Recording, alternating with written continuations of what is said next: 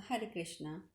इस प्रकार उग्रश्रवा जी ने अनेकों लाखों नागों के नाम बताए जिनकी गणना नहीं की जा सकती थी। किसी के 3 सिर थे तो किसी के 7, किसी के 10-10 सिर थे। उनके विष प्रलय अग्नि के समान दाहक थे और वह इतने भयंकर और इतने बड़े नाग थे कि उनका शरीर बे इंतहा विशाल और वेग महान था। वे ऊंचे तो ऐसे थे मानो पर्वत के शिखर हों। ऐसे नाग लाखों की संख्या में यज्ञ अग्नि की आहुति में जलकर भस्म हो गए। उनकी लंबाई चौड़ाई एक एक दो दो योजन तक की थी। वे इच्छानुसार रूप धारण कर लेते थे और इच्छानुरूप बल पराक्रम से संपन्न थे, और परंतु वे सब के सब धधकती हुई आग में भयंकर विष से भरे हुए होने के वजह से बच नहीं पाए। माता के शाप रूपी ब्रह्मादंड से पीड़ित होने के कारण वे उस महासत्र में जलकर भस्म हो गए। इस प्रकार 57वां अध्याय पूर्ण हुआ। उग्रश्रवा जी आगे कहते हैं, शौनक जी, आस्तिक के संबंध में एक और अद्भुत बात मैंने सुन रखी है कि जब राजा जन्मेजय ने उस उनसे पूर्वोक्त रूप से वर मांगने का अनुरोध किया था और उनके वर मांगने पर इंद्र के हाथ से छूटकर गिरा हुआ तक्षक नाग आकाश में ठहर गया था, तब महाराज जन्मेजय को बड़ी चिंता हुई थी, क्योंकि अग्नि पूर्ण रूप से प्रज्वलित थी और उसमें विधि पूर्वक आहुतियां दी जा रही थी, तो भी भय से पीड़ित तक्षक नाग उस अग्नि में नहीं गिरा।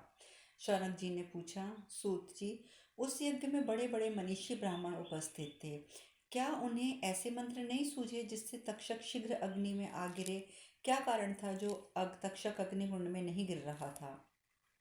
उग्रश्रवा जी बताते हैं, शौनक, इंद्र के हाथ से छूटने पर नाग प्रवर तक्षक भय से थर्रा उठा। उसकी चेतना लुप्त हो गई। उस समय आस्तिक ने उसे लक्ष्य करके 3 बार इस प्रकार कहा, ठहर जा, ठहर जा, ठहर जा। तब तक्षक पीड़ित हृदय से आकाश में उसी प्रकार ठहर गया जैसे कोई मनुष्य आकाश और पृथ्वी के बीच में लटक रहा हो।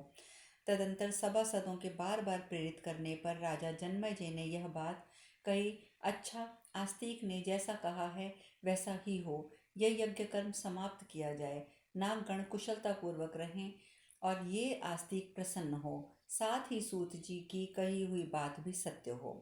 जन्मेजय के द्वारा आस्तिक को ये वरदान प्राप्त होते ही सब और प्रसन्नता बढ़ाने वाली हर्ष ध्वनि छा गई और पांडव वंशी महाराज जन्मेजय का यज्ञ बंद हो गया। ब्राह्मण को वर देकर भरतवंशी राजा जन्मेजय को भी प्रसन्नता हुई। उस यज्ञ में जो ऋत्विज और सदस्य पधारे थे उन सबको राजा जन्मेजय ने सैकड़ों और सहस्त्रों संख्या में दान दिया।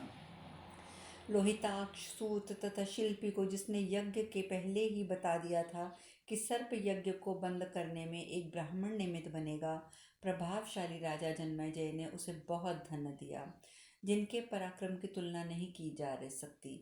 उन नरेश्वर जन्मेजय ने प्रसन्न होकर यथा योग्य द्रव्य और भोजन, वस्त्र आदि का दान करने के पश्चात शास्त्रीय विधि के अनुसार अमृत स्नान किया।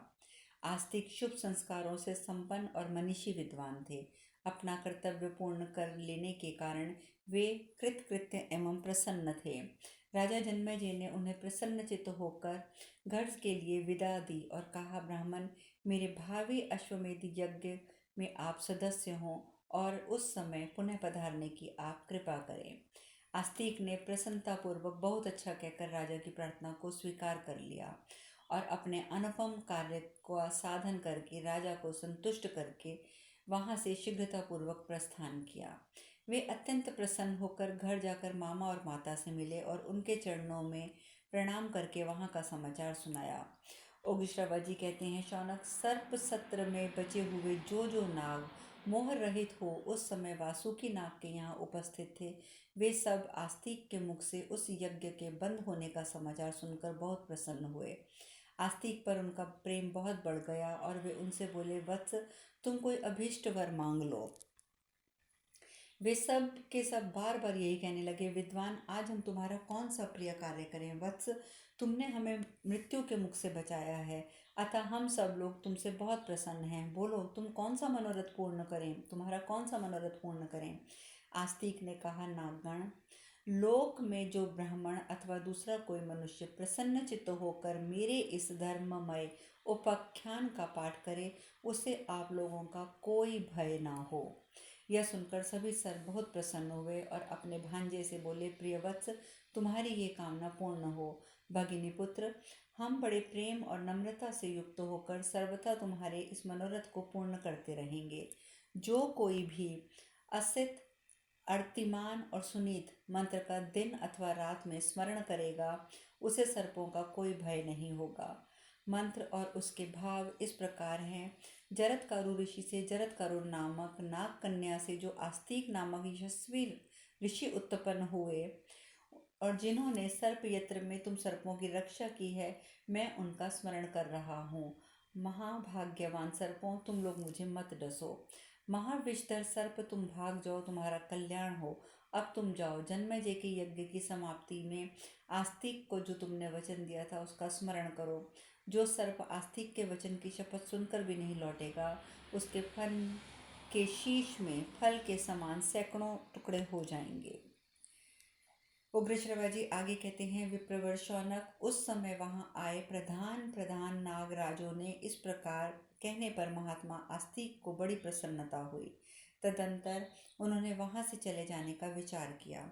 इस प्रकार सर्प सत्रप से नागों का उद्धार करके द्विज श्रेष्ठ धर्मात्मा आस्तिक ने विवाह करके पुत्र पौत्रादि उत्पन्न किए और समय आने पर प्रारब्ध शेष होने पर मोक्ष प्राप्त किया। इस प्रकार मैंने आपसे आस्तिक के उपाख्यान का यथावत वर्णन किया है, जिसका पाठ कर लेने पर कभी भी किसी को भी सर्पों का भय नहीं होता। ब्राह्मण भृगु शिरोमणि अपने पूर्वज प्रमिति ने अपने पुत्र रुरु से पूछने पर इस प्रकार आस्तिक उपाख्यान का वर्णन किया था, जिसे मैंने भी आपको सुना दिया। उसी प्रकार विद्वान महात्मा आस्तिक के मंगलमय चरित्र का मैंने प्रारंभ से ही वर्णन किया है। आस्तिक का यह धर्ममय उपाख्यान पुण्य में वृद्धि करने वाला है, काम क्रोध आदि शत्रुओं का दमन करने वाला है। कथा प्रसंग में डुंडुम की बात सुनकर आपने मुझसे जिसके विषय में पूछा था, वह सब उपाख्यान मैंने कह सुनाया। यह सुनकर आपके मन का कौतूहल अब निवृत्त हो जाना चाहिए। इस प्रकार 98वां अध्याय पूर्ण हुआ। शौनक जी कहते हैं, तात सूत नंदन, आपने भृगुवंश से ही आरंभ करके जो कुछ मुझे ये महान उपाख्यान सुनाया है, उससे मैं अपार प्रसन्न हूँ। सूतपुत्र, अब मैं पुनः आपसे प्रार्थना करना चाहता हूँ कि भगवान व्यास ने जो कथाएं कही हैं उसका मुझे यथावत वर्णन कीजिए, जिसका पार पाना कठिन था। ऐसे सर्प यज्ञ में आए हुए महात्माओं और सभासदों को जब यज्ञ कर्म से अवकाश मिलता था, उस समय उनमें जिन जिन विषयों को लेकर जो जो विचित्र कथाएं होती थी, उन सब का मैं आपके मुख से यथावत वर्णन सुनना चाहता हूँ। सूतनंदन, आप हमसे वह सब अवश्य कहें। उग्रश्रवा जी ने कहा, शौनक, यज्ञ कर्म से अवकाश मिलने पर अन्य ब्राह्मण तो वेदों की कथाएं कहते थे, परंतु व्यास देव जी अति विचित्र महाभारत की कथा सुनाया करते थे। शौनक जी बोले, सूतनंदन, महाभारत नामक इतिहास तो पांडवों के यश का विस्तार करने वाला है। सर्प यज्ञ के विभिन्न कर्मों के बीच बीच में अवकाश मिलने पर राजा जन्मेजय प्रश्न करते, तब कृष्ण द्वैपायन व्यास जी उन्हें विधि पूर्वक महाभारत की कथा सुनाते थे। मैं उसी पुण्यमय कथा को विधि पूर्वक सुनना चाहता हूँ। यह कथा पवित्र अंतःकरण वाले महर्षि वेद व्यास के हृदय रूपी समुद्र से प्रकट हुए सब प्रकार के शुभ विचार रूपी रत्नों से परिपूर्ण है। साधु शिरोमणि, आप इस कथा को मुझसे कह सुनाइए। उग्रश्रवा जी ने कहा, शौनक, मैं बड़ी प्रसन्नता के साथ महाभारत नामक उत्तम उपाख्यान आरंभ से वर्णन करूंगा, जो कृष्ण द्वैपायन वेद व्यास जी को अभिमत है। विप्रवर, मेरे द्वारा कही जाने वाली इस संपूर्ण महाभारत कथा को आप पूर्ण रूप से सुनिए। यह कथा सुनाते समय मुझे भी हर्ष की प्राप्ति होगी। इस प्रकार आदि पर्व के अंतर्गत अंशावतरण पर्व में कथा बंध विषयक 59वां अध्याय आज पूर्ण हुआ।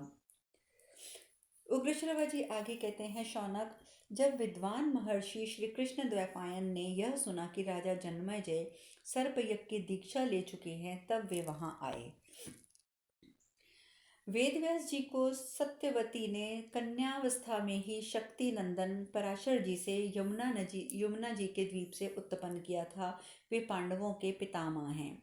जन्म लेते ही उन्होंने अपनी इच्छा से शरीर को बढ़ा लिया था और उन महायशस्वी व्यास जी को स्वतः ही अंगों और इतिहासों सहित संपूर्ण वेदों और परमात्मा तत्व ज्ञान प्राप्त हो गया था, जिसे कोई तपस्या, वेद अध्ययन, व्रत, उपवास, श्रम और यज्ञ आदि के द्वारा भी प्राप्त नहीं कर सकता।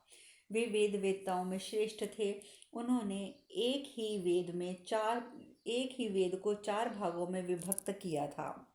महर्षि व्यास जी परम ब्रह्म और अपर अपर ब्रह्म के ज्ञाता, कवि, त्रिकालदर्शी, सत्यवत्र परायण और परम पवित्र हैं। उनकी कीर्ति पुण्यमयी है और वे महान यशस्वी हैं। उन्होंने ही शांतनु की संतान परंपरा का विस्तार करने के लिए पांडु, धृतराष्ट्र और विदुर को जन्म दिया था। उन महात्मा व्यास ने वेद वेदांगों के पारंगत विद्वान शिष्यों के साथ उस समय राजर्षि जन्मेजय के यज्ञ मंडप में प्रवेश किया। वहां पहुंचकर उन्होंने सिंहासन पर बैठे हुए राजा जन्मेजय को देखा, जो बहुत से सभासदों से इस प्रकार घिरे हुए थे मानो देवराज इंद्र देवताओं से घिरे होते हैं। उनके मस्तकों पर अभिषेक किया गया था। ऐसे अनेक जनपदों के नरेश तथा यज्ञानुष्ठानों में कुशल ब्रह्मा जी के समान योग्यता वाले ऋत्विज भी वहां सब ओर से आए हुए थे। भरत श्रेष्ठ राजऋषि जन्मेजय महर्षि व्यास को आया देखकर बड़ी प्रसन्नता पूर्वक उठ खड़े हो गए और अपने सेवक गणों के साथ तुरंत ही उनकी अगवानी के लिए वहां से चल पड़े। जैसे इंद्र बृहस्पति को आसन देते हैं, उसी प्रकार राजा ने सदस्यों की अनुमति लेकर व्यास जी के लिए सुवर्ण विष्टर से दे आसन की व्यवस्था की। देव ऋषियों द्वारा पूजित वरदायक व्यास जी जब वहां बैठ गए, तब राजेंद्र जन्मेजय जी शास्त्रीय विधि के अनुसार उनका पूजन करने लगे। उन्होंने अपने पितामह श्री कृष्ण द्वैपायन को विधि विधान के साथ पाद्य, आचमीय, अर्घ्य और गौ भेंट की, जो इन वस्तुओं को पाने के अधिकारी थे। पांडव वंशी जन्मेजय से यह पूजा ग्रहण करके गौ के संबंध में अपना आदर व्यक्त करते हुए व्यास जी को बड़े प्रसन्न हुए। पितामह व्यास जी का प्रेम पूर्वक पूजन करके जन्मेजय जी का चित्त प्रसन्न हो गया और वे उनके पास बैठकर कुशल मंगल पूछने लगे। भगवान व्यास ने भी जन्मेजय जी की ओर देखकर अपना कुशल समाचार बताया और अन्य सभासदों को भी सम्मानित हो उसका भी सम्मान दिया। तदंतर सब सदस्यों ने के सहित राजा जन्मेजय ने हाथ जोड़कर द्विश्रेष्ठ व्यास जी से इस प्रकार प्रश्न किया। जन्मेजय जी बोले, ब्राह्मण, आप कौरवों और पांडवों को प्रत्यक्ष देख चुके हैं, अतः मैं आपके द्वारा वर्णित उनके चरित्र को सुनना चाहता हूँ। वे तो राग, द्वेष आदि दोषों से रहित सत्कर्म करने वाले थे। उनमें भेद बुद्धि कैसे उत्पन्न हो गई तथा प्राणियों का अंत करने वाला उनका वह महायुद्ध किस प्रकार हुआ? द्विजश्रेष्ठ, जान पड़ता है कि प्रारब्ध ही प्रेरणा करके मेरे सब प्रति पितामहों के मन में युद्ध रूपी अनिष्ट में लगा दिया था। उनके इस संपूर्ण वृतांत का आप यथावत रूप से वर्णन करें। उग्रश्रवा जी कहते हैं, जन्मेजय की ये बात सुनकर श्री कृष्ण द्वैपायन व्यास ने पास ही बैठे हुए अपने शिष्य वैशंपायन को उस समय इस प्रकार आदेश दिया। व्यास जी बोले, वैशंपायन, पूर्व काल में कौरवों और पांडवों में जिस प्रकार फूट पड़ी थी, जिसे तुम मुझसे सुन चुके हो, वह सब इन राजा जन्मेजय को तुम सुनाओ। उस समय गुरुदेव व्यासदेव जी की यह आज्ञा पाकर विप्रवर वैशंपायन ने राजा जन्मेजय, सभासदगण तथा अन्य भूपालों से कौरवों पांडवों में किस प्रकार फूट पड़ी, किस प्रकार उनका सर्वनाश हुआ, यह सब पुरातन इतिहास कहना आरंभ किया। इस प्रकार 60वां अध्याय पूर्ण हुआ। वैशंपायन जी कहते हैं, राजन, मैं सबसे पहले श्रद्धा भक्ति पूर्वक एकाग्र चित्त से अपने गुरुदेव श्री व्यास जी महाराज को साष्टांग नमस्कार करके संपूर्ण द्विजों तथा अनन्य विद्वानों का समादर करते हुए यहाँ संपूर्ण लोकों में विख्यात महर्षि एवं महात्मा इन परम बुद्धिमान व्यास जी के मत का पूर्ण रूप से वर्णन करता हूँ। जन्मेजय, तुम इस महाभारत की कथा को सुनने के लिए अति उत्तम पात्र हो और मुझे ये कथा उपलब्ध है तथा श्री गुरु जी के मुखरविंद से मुझे ये आदेश मिल गया है कि मैं तुम्हें ये कथा सुनाऊं। इससे मेरे मन को बहुत उत्साह प्राप्त होता है। राजन, जिस प्रकार कौरव और पांडवों में फूट पड़ी वह प्रसंग सुनो। राज्य के लिए जो जुआ खेला गया उसमें उनमें फूट हुई और उसी के कारण पांडवों को वनवास हुआ। भरत क्षेत्र श्रेष्ठ, फिर जिस प्रकार पृथ्वी के वीरों का विनाश करने वाला महाभारत युद्ध हुआ वह तुम्हारे प्रश्न के अनुसार मैं तुमसे कहता हूँ, उसे ध्यान पूर्वक सुनो। अपने पिता महाराज पांडु के स्वर्गवासी हो जाने पर वीर पांडव वन से अपने राजभवन में आकर रहने लगे। वहां थोड़े ही दिनों में वे वेद और धनुर्विद्या के से पूरे पंडित बन गए। सत्व, धैर्य, उत्साह, वीर्य, पराक्रम, ओज, देह बल से संपन्न होने के कारण पांडव लोग पूर्ववासियों के प्रेम और सम्मान के पात्र थे। उनके धन संपत्ति और यश की वृद्धि होने लगी। यह सब देखकर कौरव उनके उत्कर्ष को सहन न कर सके। तब क्रूर दुर्योधन, कर्ण और शकुनी तीनों ने मिलकर पांडवों को वश में करने तथा देश से निकाल लेने के लिए नाना प्रकार के प्रयत्न आरंभ किए। शकुनी की सम्मति से चलने वाले शूरवीर दुर्योधन ने राज्य के लिए भांति भांति के उपाय करके पांडवों को पीड़ा दी। उस पापी धृतराष्ट्र पुत्र ने भीमसेन को विष दे दिया, किंतु वीरवर भीमसेन ने भोजन के साथ उस विष को भी पचा लिया। फिर दुर्योधन ने गंगा के प्रमाण कोटि नामक तीर्थ पर सोए हुए भीमसेन को बांधकर गंगा जी के गहरे जल में डाल दिया और स्वयं चुपचाप नगर में लौट आया। तब कुंती नंदन महाबाहु भीम की आंख खुली। तब वे सारा बंधन तोड़ के बिना किसी पीड़ा के उठ खड़े हुए। अब आगे की कथा हम कल करेंगे। हरे कृष्णा कृष्णा।